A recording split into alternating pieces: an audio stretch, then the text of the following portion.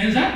ಇವ್ರು 5 ಲಕ್ಷ ರೂಪಾಯಿ ಕೊಟ್ರೆ ಮೊದಲೇ ಕಮಿಟೆಡ್, ಅವ್ರು ತಪ್ಪು ಮಾಡ್ಬಿಟ್ಟಿದಾರಪ್ಪ, ಅವ್ರ ಪರವಾಗಿ ನಾನು ಕೊಡ್ತಾ ಇದ್ದೀನಿ ಅಂತ ಕೊಡೋದಕ್ಕೆ ಸರ್ಕಾರ ಇದೆ, ಸಮಾಜ ಸೇವೆ ಮಾಡೋರಿದ್ದಾರೆ, ಅವರೆಲ್ಲ ಕೊಡ್ತಾರೆ. ಈ ಫಿಲಂ ಚೇಂಬರ್ ಕುತ್ಕೊಂಡು 5 ಲಕ್ಷ ರೂಪಾಯಿ ಅಡ್ಡ ದುಡ್ಡನ್ನ ಹಳೆಯ ತರ ಮಾಡೋ ತರ ಇವ್ರು ಯಾಕೆ ಕೊಡುವಂತ ಒಂದು ನೇಚರ್ ಇಟ್ಕೊಂಡಿದ್ದಾರೆ. ಆಮೇಲೆ ನಾನು ಯಾವ್ದೋ ಟಿವಿಲಿ ಒಂದು ಪೇಪರ್ ಅಲ್ಲಿ ನೋಡಿದ್ದೀನಿ, ಸ್ಕ್ರೀನ್ ಶಾಟ್ ಇಟ್ಟಿದ್ದೀನಿ.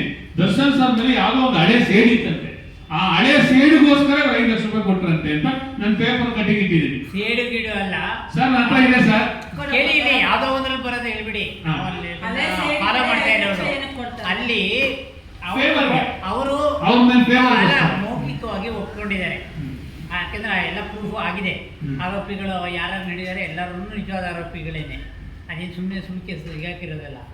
ಆದರೆ ಅವನ್ನ ಹಾಕಿರೋ ಬಂಡವಾಳ ಮೇಲೆ 500-600 ಕೋಟಿ ಆಗ್ಬಿಟ್ಟಿದೆ. ಸಂಜೆ ಅದು ಹೊಟ್ಟೋಗುತ್ತೆ, ಅವರಿಗೆಲ್ಲ ಲಾಸ್ ಆಗುತ್ತೆ.